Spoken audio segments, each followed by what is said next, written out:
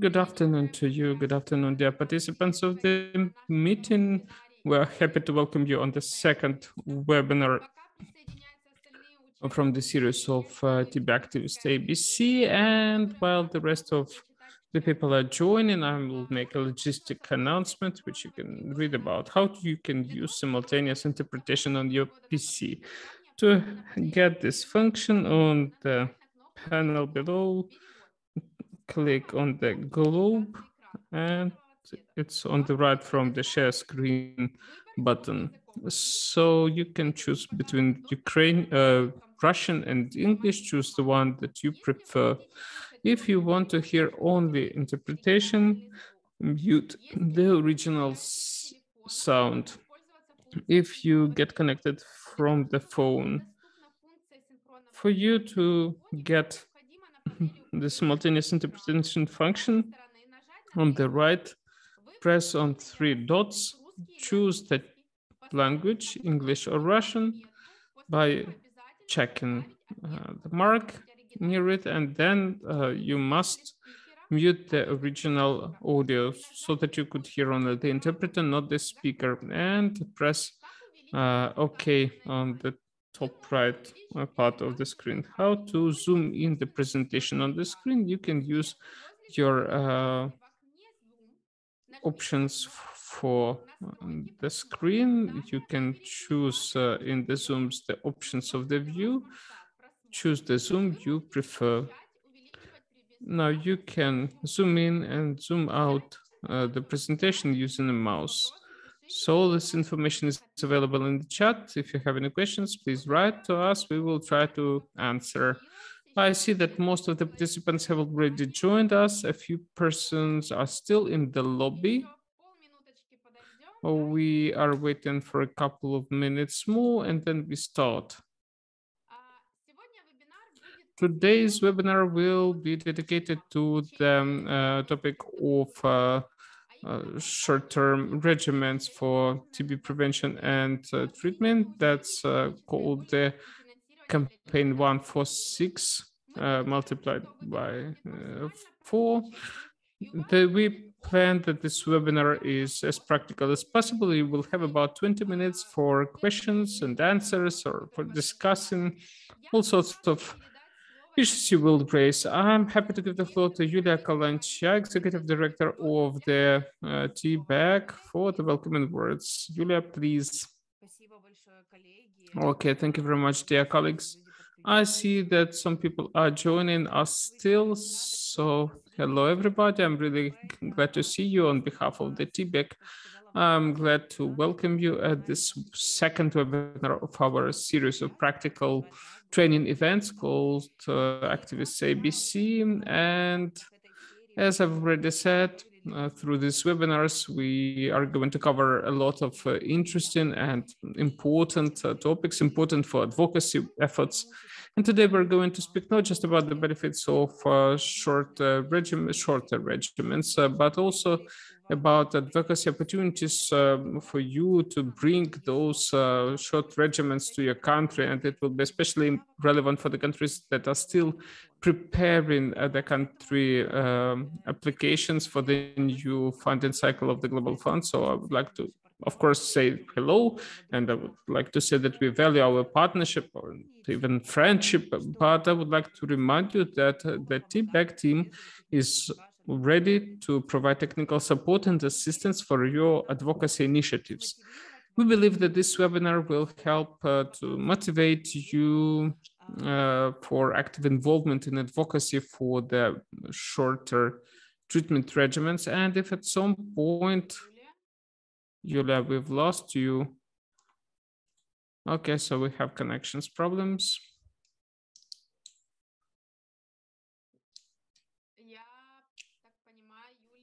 Okay, as far as I understand, Yulia has lost her internet connection. So I will continue then with her speech. So the TBEC is glad to provide advice or support to you for developing the advocacy campaign so that you could implement these short treatment and prevention regimens in your country so that they are accessible to the key populations in your country. So if you have any questions or some like specific things to clarify, you can always reach us through email. You can contact us via any channels. We are always happy to answer. So let us switch to the theoretical part of our webinar, and I'm glad to give the floor to our speaker, David Brannigan, representative of the Treatment Action Group, who will provide information about this campaign and the trends with regard to short-term regimens and how it's reflected in the process of the Global Fund and the WHO. David, the floor is yours. Thank you so much for having me on this webinar. I'm very happy to be presenting today to all of you. I'm going to just share my screen now.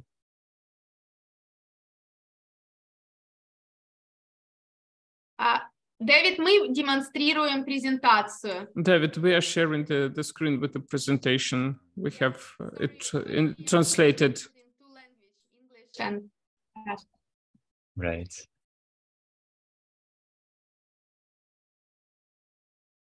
You just need to say next slide. Oh, okay, I see.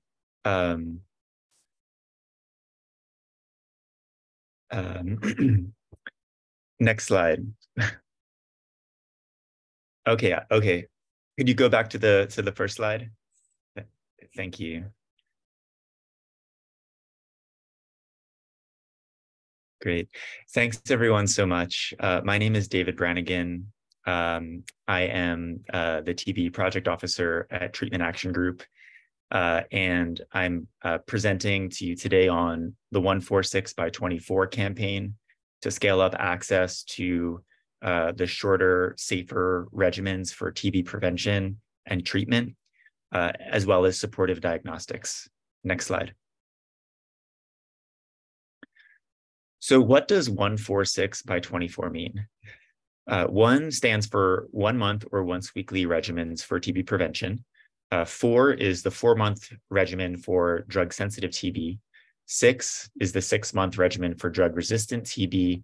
And by 24 is by the end of 2024, which is the deadline for putting in place all of the staff, space, systems, and support needed to facilitate access to the shorter regimens and supportive diagnostics as a human right. The campaign is also working to advance priority research to fill data gaps so that all people can benefit from these shorter regimens, including children and pregnant people. Next slide.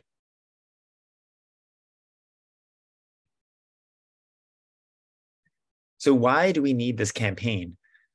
The COVID-19 pandemic and concurrent global crises have continued to threaten progress in the fight against TB.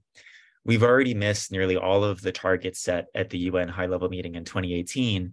And to get back on track to ending TB by 2030, we need an infusion of energy, political will, and funding. And to generate this, we need something inspiring to rally around. After more than 20 years of research and development, we can finally treat TB infection in as little as 1 month, and most forms of drug-sensitive and drug-resistant TB in just 4 and 6 months. But relatively few people around the world have access to these new, shorter, safer regimens. And this lack of access constitutes a human rights issue that should inspire outrage. Next slide. So this campaign is also inspired by the late Dr. Paul Farmer, who said that if everyone has a right to share in scientific advancement and its benefits, where are our pragmatic efforts to improve the spread of these advances? Even as our biomedical interventions become more effective, our capacity to distribute them equitably is further eroded. And so Paul Farmer is referring here to the right to science, part of this human rights framework. And under the right to science, governments are duty bearers. They have the responsibility to make available and accessible to all people without discrimination the best available applications of scientific progress. And in this case, those are the shorter, safer regimens for TB prevention and treatment, as well as the latest, most accurate, most effective diagnostics. Next slide. So looking at where we were before and where we are now in terms of the duration of treatment, for TB prevention, we went from 6 or more months of isoniazid preventive treatment down to as little as 1 month. For treatment of drug-sensitive TB, we went from 6 months for this as the standard of care down to 4 months. And for treatment of drug-resistant TB, we went from 18 or more months down to just 6 months with less side effects and no more hearing loss. Next slide. And so what that means for people affected by TB is that they're able to get back to work and school and recover economically sooner. They find the treatments to be more safe, tolerable, and acceptable, which leads to fewer interruptions, and it's easier to complete the treatment, which leads to better outcomes. And also the shorter duration of treatment can lead to human resources and other health system savings that can be used to fund other aspects of the TB response. Next slide. And so this campaign is also about scaling up the full healthcare infrastructure that's necessary to facilitate access to the shorter regimens. And that includes the staff, health providers, the stuff, diagnostic tests, other technologies, the space, dignified care facilities, the systems, policymaking and regulatory mechanisms, referral services, and support, the accompaniments for patients to get better, such as food, housing, counseling, psychosocial services. So we're going to be focusing a little bit more now on the diagnostics, the stuff. Next slide.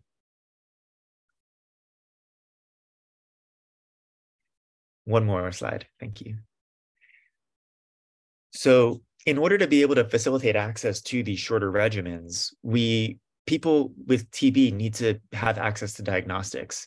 And there's a huge gap in access. In 2021, 40% of people estimated to have developed active TB were not diagnosed. Many who were diagnosed were diagnosed using outdated smear microscopy, which is only about 50% sensitive and does not detect drug resistance. And even though rapid molecular tests have been recommended by WHO since 2013, only 38% of people diagnosed and notified with TB received a rapid molecular test. Of the 450,000 people estimated to have developed rifampicin-resistant or multi-drug resistant TB in 2021, just 1 in 3 were diagnosed with drug-resistant TB and linked to DRTB treatment. And also testing for TB infection can also be scaled up, which can facilitate the rollout of the shorter regimens for TB prevention. Next slide. So looking closer at the regimens, we've got the 1 month regimen, which is 1 HP, and that includes rifapentine. And then also the 3 months of once weekly regimen called 3 HP, and that also includes rifapentine. And as mentioned, scaling up access to these shorter regimens would benefit from increased access to testing for TB infection. But it's important to clarify that for people living with HIV and for child TB contacts under 5 years, they should always be offered TB preventive treatment, even when testing for TB infection is not available, because testing for TB infection should never be a barrier to accessing TPT among these high-risk groups. But there are challenges to accessing these tests. They're expensive. They don't provide results on the same day. And so there's a lot of work that needs to be done to improve access. Also, in order to initiate CPT, active TB needs to first be rolled out. And so tools that help to do that include chest X-ray, as well as computer-aided detection. But there's been limited scale up of these due to the high cost of the hardware. And so more funding, more effort in programs are needed to implement these tools so that we're able to connect more people with TB preventive treatment. Next slide. And so for the 4 regimen, this is the 4-month regimen for drug-sensitive TB. There are 2 regimens, one for adults, which includes moxifloxacin and rifapentine, and that's the 4-HPMZ regimen. And then there's one for children called the SHINE regimen, and that's brings treatment down from 6 months down to 4 months, and it's for children who have minimal TB, which is a small amount of bacteria in their body. And the only way to really diagnose minimal TB is using chest X-ray for TB that's limited to the lymph nodes or confined to one lobe of the lungs without cavitation. And so in order to scale up access to that regimen for children, we need access to chest X-ray. So we need to start addressing these barriers to access. We need to start making sure that our country governments are including these tools in their national strategic plans, in their global fund funding requests. Also, we need to close the diagnostic gap in general, access to rapid molecular tests, and access to urine Latin tests among people living with HIV.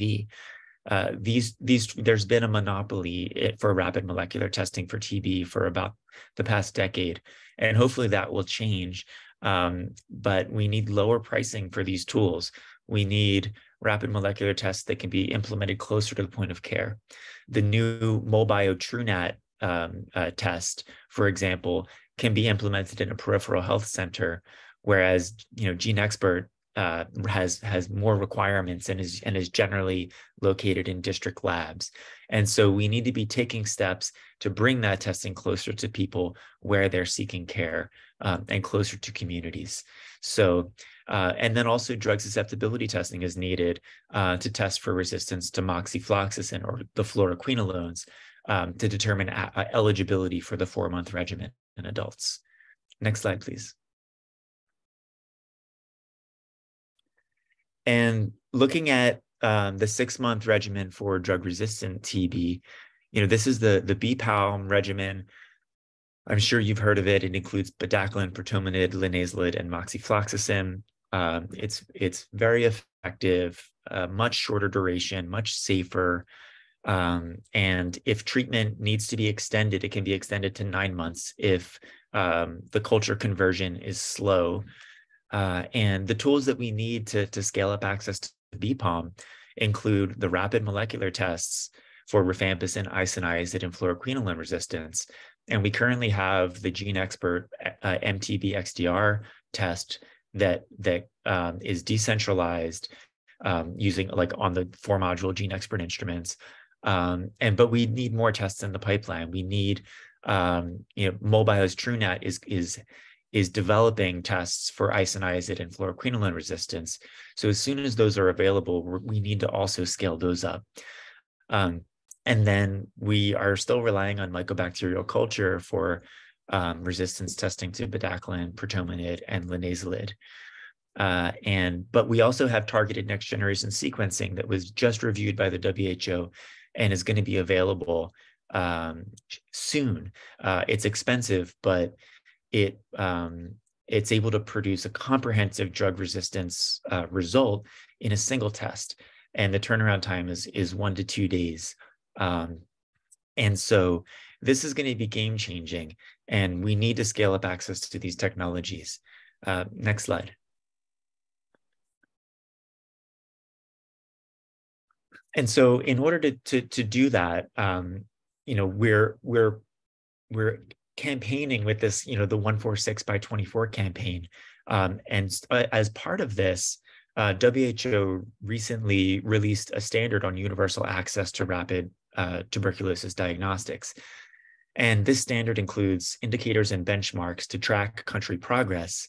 And WHO will be collecting that data and including it in the Global TB report starting in 2024. But this is a major step forward to work toward closing the diagnostic gap. And the standard also has recommendations for how countries can take steps to ensure universal access to rapid TB diagnostics. Also, we've been working with a number of groups to push to include the 146 regimens as well as diagnostics in the Global Fund funding requests. And so this is a really key strategy, because so much of if these tools are included in national strategic plans and in the Global Fund funding proposals, then that is a very critical step toward ensuring access to these tools in countries. Next slide, please.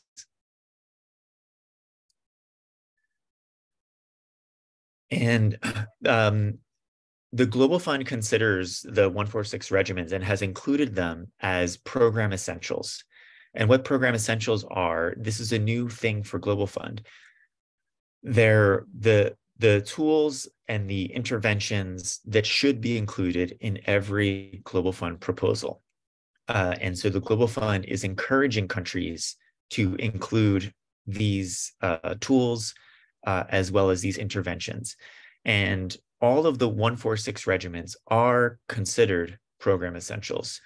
And so it's so important to get involved with your country coordinating mechanism, to engage with your governments, with your national TB programs, and to make sure that these tools and interventions are included in those. And the Global Fund is prepared to fund this. And obviously, we need to also scale up funding, even beyond what the Global Fund is able to provide. And so all of our advocacy for access to these tools is going to contribute toward building that momentum and building that energy so that these tools become available. Next slide, please. And also, all of the supportive diagnostics are also included as program essentials. That includes systematic screening, including chest X-ray and computer-aided detection. It includes putting in place a multi-year plan to achieve universal use of rapid molecular tests as the initial test. It includes drug susceptibility testing, and also optimizing diagnostic networks. Next slide. And the Global Fund Advocates Network has put together a series of short briefs, advocacy briefs, to support activists to push for the 1, 4, and 6 regimens in the Global Fund funding requests. And the link to these is at the bottom of the slide, and I can add it into the chat. And these guides are really fantastic. They really help walk you through step by step what you need to do in order to influence the Global Fund funding process and the proposals. And they also provide all of the background information as well as other evidence behind the regimens, to support and strengthen your advocacy. Next slide.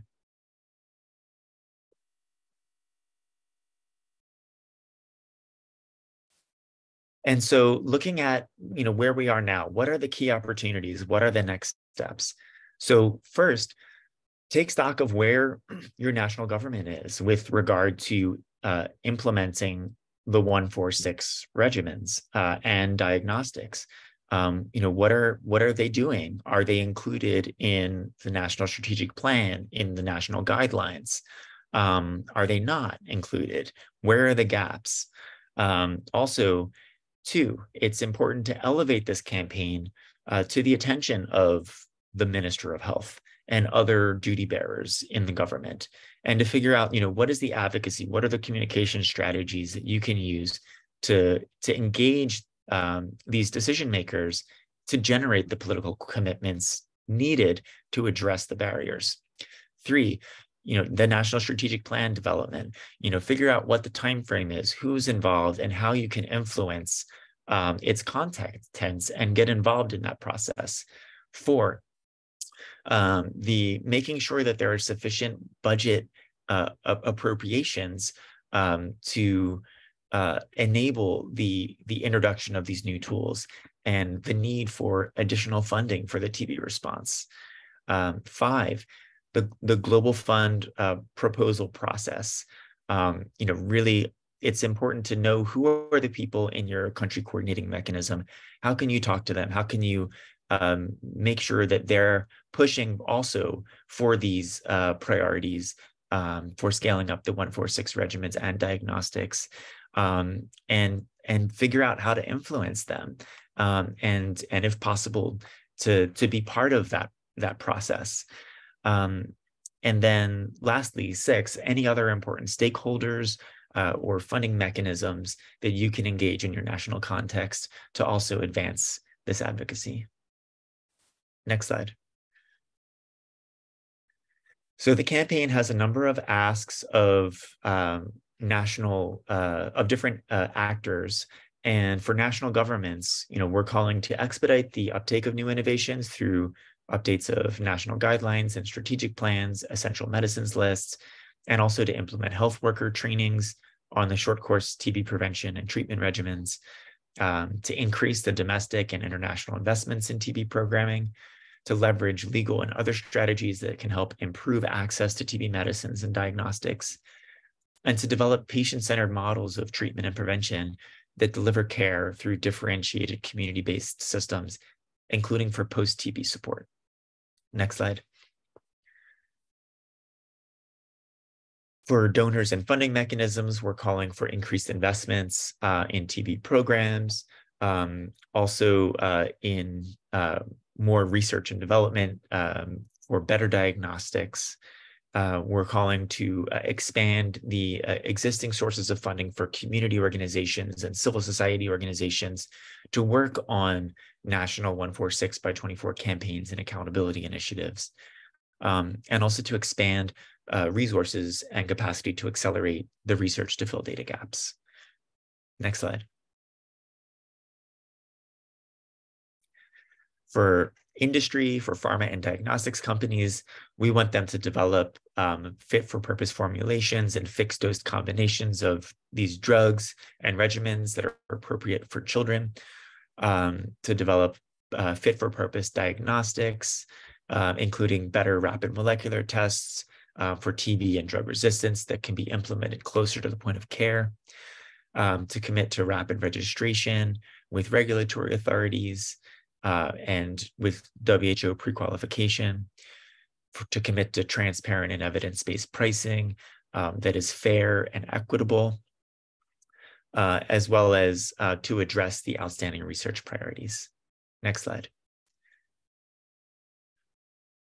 For research networks and other institutions, we're calling for them to develop studies to address these research gaps, to advance research, to support the introduction of these new technologies, to ensure that the dosing of these new regimens is safe and optimized for people living with HIV, children, pregnant people, and also to evaluate other risk factors, especially for people who would benefit from longer treatment, and evaluate the preferences and needs of people, which is very important and sometimes is not done, and to invest in developing better point of care diagnostics and new TB vaccines.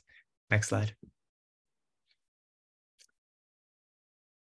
And then, for all healthcare providers in the public sector and in the private sector, for them to be demanding access to these new innovations. These shorter treatment regimens have a huge impact on people's well-being, who are as they're undergoing treatment, and it's so critical to ensure that that people are able to benefit from all of the scientific progress and the investment in these new regimens. And so for healthcare providers, having the demand come from them as well is very important. And they should be mobilizing in their healthcare professional associations to share information and build commitment to implement the 146 regimens. And they should be demanding for these legal and policy frameworks as well, to improve access to these medicines and diagnostics, and should be creating and demanding patient-centered models of treatment, prevention, and care. Next slide. So we have a number of campaign resources. There are some activist guides to rifapentine and to shorter treatment. There are the GFAN advocacy briefs that I already shared. We have a landing page on the TAG website with many campaign resources. Next slide. Also, these are all of the WHO guidelines recommending the use of the shorter regimens, and then the link to the Global Fund information note with all of the information about the program essentials. Next slide. And then the landmark studies, with the evidence behind the shorter regimens. Next slide. And my email address is here, as well as some of the other 146x24 campaign coordinator contacts.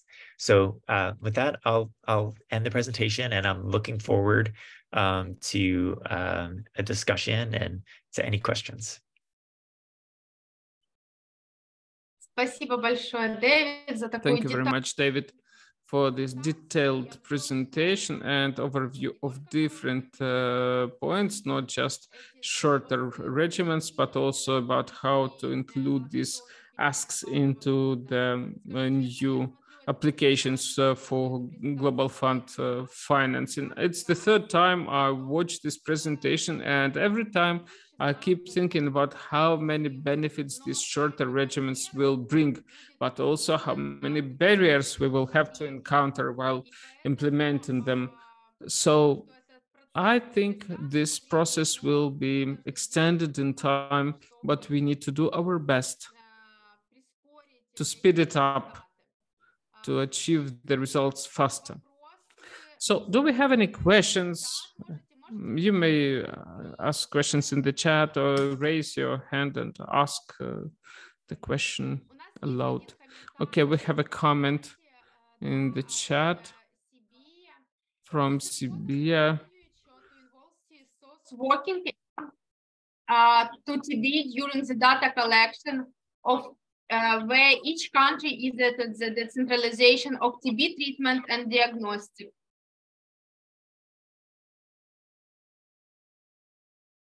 Sorry, could you repeat the question?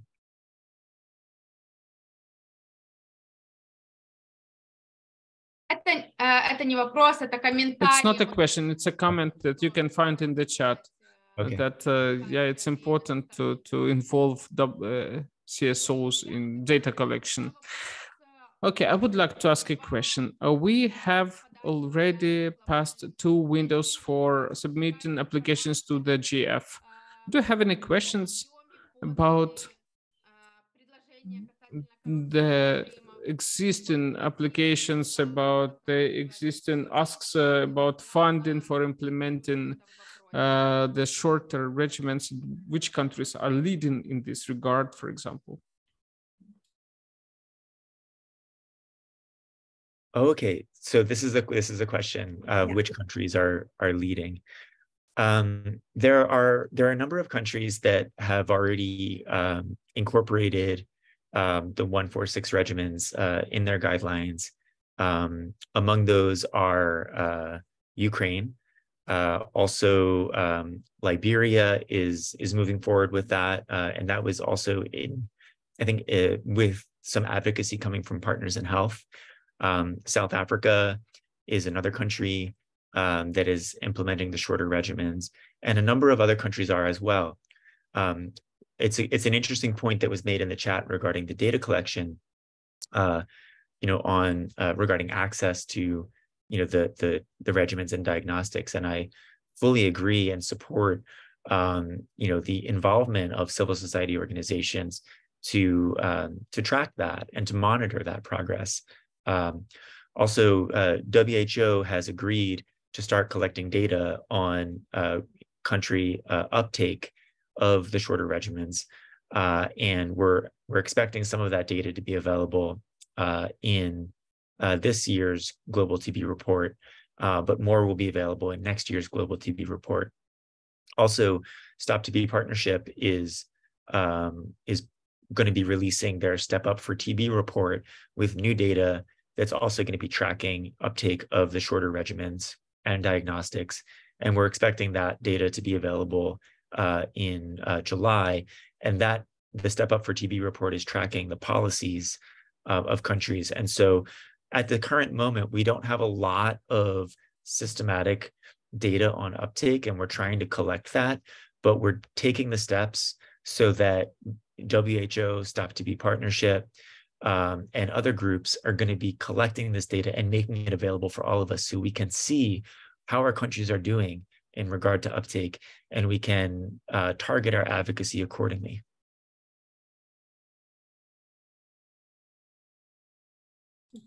Спасибо, Дэвид. У нас есть... Thank you very much, David. We have a question from a participant Sibia, please. Good afternoon, everyone. I understand we are listing countries that are introducing the 1-month regimen. The others, what reasons or what hindrance or what problems are they facing towards them introducing the 1-month regimen? If they're having problems, what are the problems? Can they be solved? Because I'm in a group in South Africa. They've told me that some people are using the 1-month regimen, and it is doing better, and people are enjoying it. They're actually taking it much better than the other 6 months and the 8 months and the 9 months we used to have. So what are their problems? Those they haven't started introducing the 1-month regimen. Yeah, it's a great question. So for TB prevention, there's the 1-month 1 HP and then the 3-month 3 HP. And so for the 1-month regimen, I think that one of the major barriers is the cost of the regimen, and particularly the cost of rifapentine and the global supply of rifapentine, which we're hoping as the volumes and the demand increases, the price will also come down. We have, some generic manufacturers for rifapentine. So it's really a matter of increasing the demand, and then also increasing the supply, so we're able to get lower prices. And so for the 1-month regimen, I think that has been one of the major barriers, but it's also easier to complete. And it's a person-centered regimen. And so it's also a matter of prioritizing people, over, this budget line item, and also doing the work we can to lower the price of rifapentine as well. But my understanding is that more countries are scaling up the 3-month regimen, the 3 HP, because it's dosed once weekly rather than daily. And so it's a smaller amount of rifapentine over the course of the entire treatment. So it's a cheaper, more inexpensive regimen.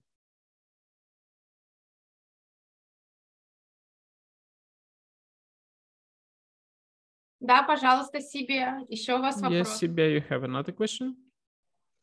Okay, I have just a suggestion or a comment. Looking at the manufacturers of TB regimens or the medication that are taken by TB patients, can't we advocate for these manufacturers to at least spare 1% of their revenue towards increasing what the Global Fund is giving us as TB society to work on? That could help us, as we are saying, the money that Global Fund is giving out for TB projects is not quite enough. So we could raise funds through asking or advocating for these manufacturers to at least spare, even if it's 0.1% of their annual revenue. Yeah, it's a great point. And I think it highlights another issue as well, which is access to bedaquiline for the drug-resistant TB regimen. And currently, Johnson & Johnson has a monopoly on bedaquiline. And the price that they're charging amounts to about $244 per treatment course. And it's estimated that with generic bedaquiline, that cost will go down by up to 80%. And that will greatly support countries to scale up access to the shorter 6-month regimen BPAL. But Johnson & Johnson filed secondary patents to extend their monopoly. Their primary patent expires this year in July. And then they're filing these additional patents to try and extend their monopoly until 2027. And 20 high TB burden countries already granted the secondary patent. So as early as July, the Indian generic manufacturers are going to be manufacturing and supplying generic bedaquiline at a much lower price. But because this secondary patent has been granted, the countries that granted it won't have access to the cheaper generic bedaquiline until 2027. So it's a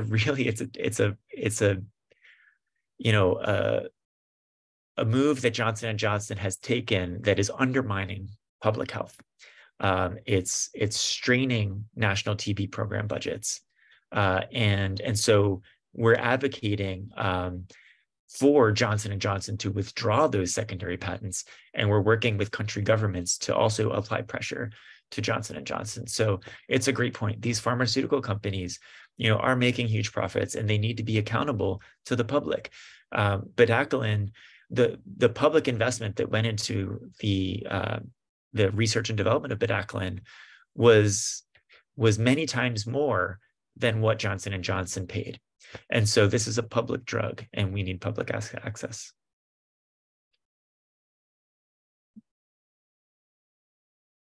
Спасибо большое. Спасибо большое за вопрос. Thank you very much for the question and for the answer. We have a question from Denis Godlevsky, please. Hello, everyone. It's also rather a comment on David's reflections about the access to bedaquiline.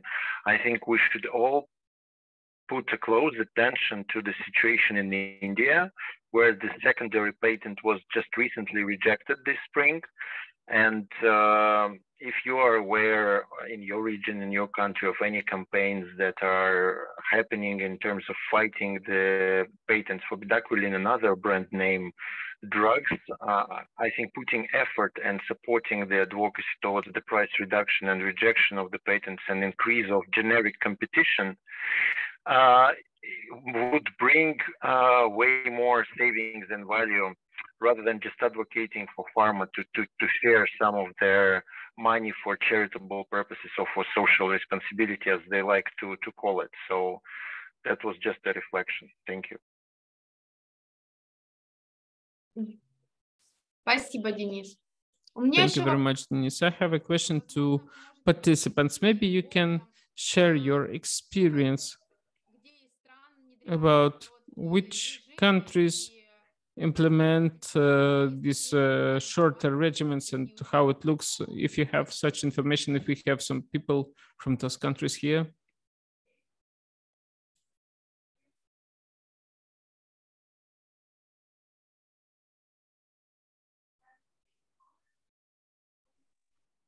Sorry, I can't speak on behalf of South Africa, but I believe there is progress, although people are still worried about the side effects. And in Africa we have this cultural belief that if one has such a side effect, I'm also gonna get the same side effect. So I think more or less South Africa is getting there, because they are implementing it, and they are distributing it the whole country. So I can't speak for them, but it's just the information that I get through the organization that I'm affiliated in South Africa.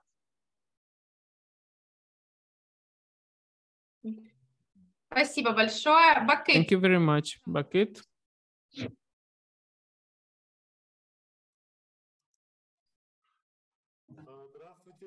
Yes, good afternoon. My name is Bakit Mirzaliyev. I represent the Kyrgyz organization TNCV. We were implementing Pritamanid during operational trials in Kyrgyzstan. Mylan provided us with 50 free of charge courses of Pritamanid. We had an interesting situation as a part of those operational studies. The WHO allowed us to use Pritamanid, but in Kyrgyzstan, we don't have regulation for operational studies. And after a number of negotiations with the NTP and the Ministry of Health, we decided to create a clinical guide. And in the annex, we placed all the conditions on operational trials. That's active monitoring for side effects, registration, accounting of all the patients, and follow-up in 6 and 12 months. So first, patients have enrolled on the program in August 2021, and in June 2022, we completed enrolling 50 patients. Now we are observing them, and we have very good treatment outcomes, which is similar to the international data, 86% of success. They have very good adherence to the treatment. They have less side effects. And generally, UNDP is already delivering Pritamanid to the country, and we have prepared the clinical guidelines with not just BPAL, but also BPAL-M. And it is now pending approval from the Ministry of Health. And as a part of programmatic work, we are starting rolling out the use of Pritamanid for the patients with drug resistant tuberculosis, XDR TB, and pre-XDR TB. That's our experience. Of course, we had some problems, delays with the delivery because there was late procurement, but everything goes well generally, and we hope that this year the whole of the country will have access to Pritamanid for programmatic use.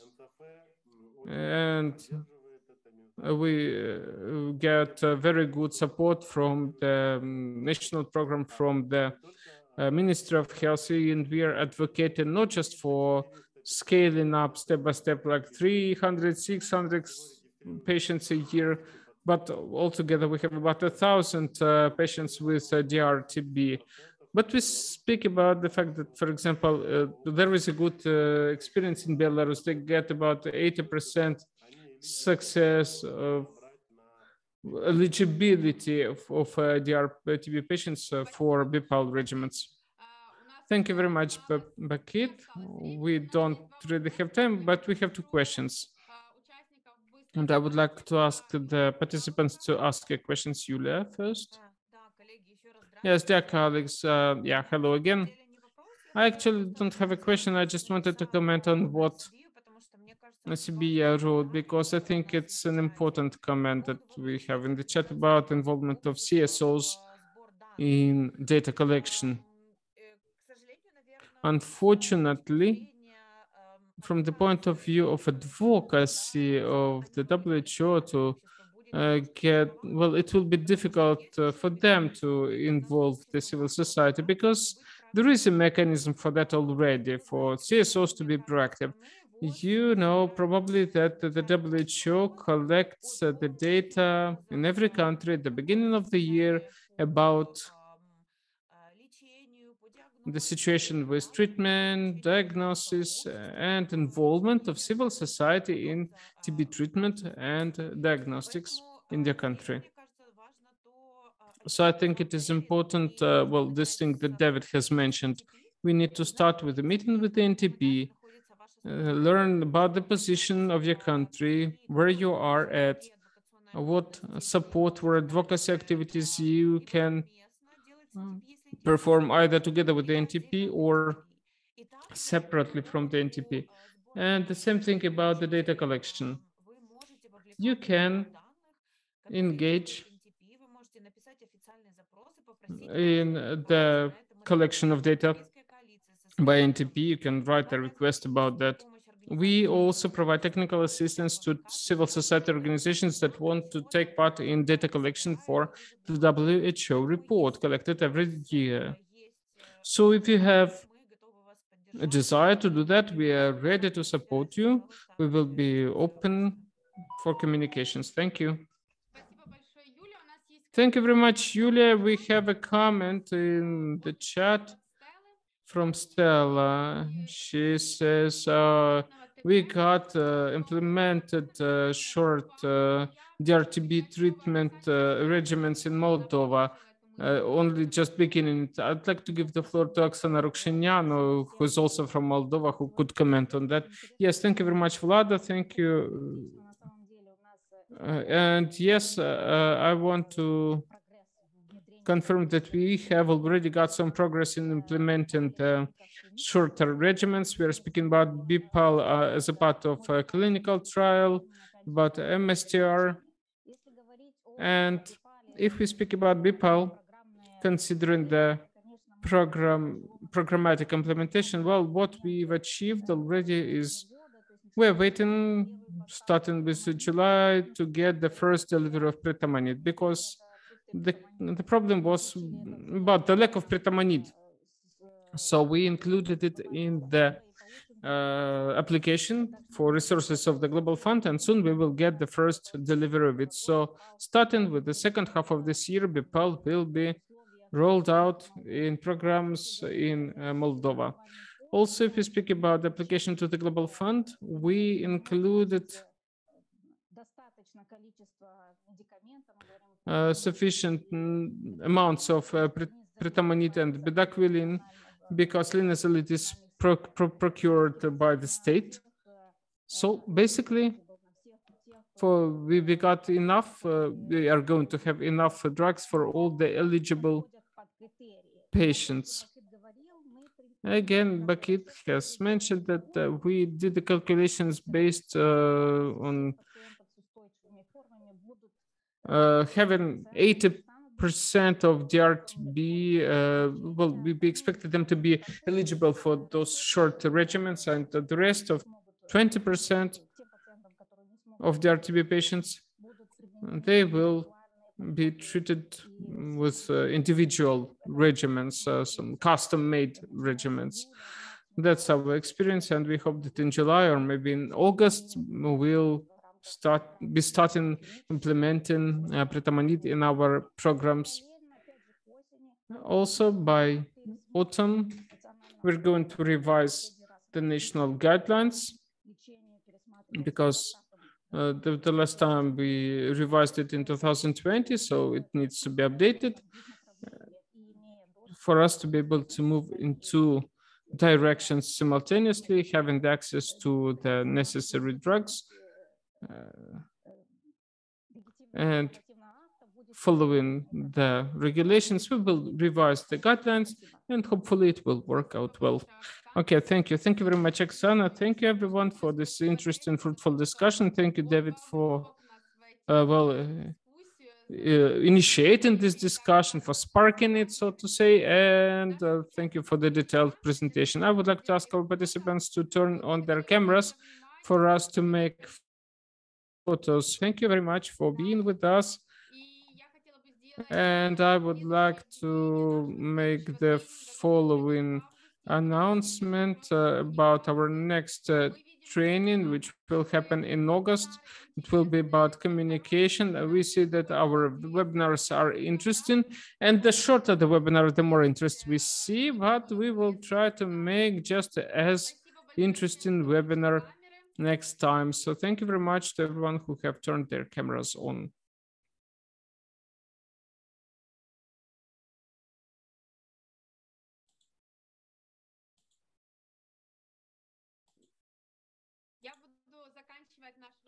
So we'll be wrapping up, and thank you very much for your participation. Take care and have a nice day. Goodbye.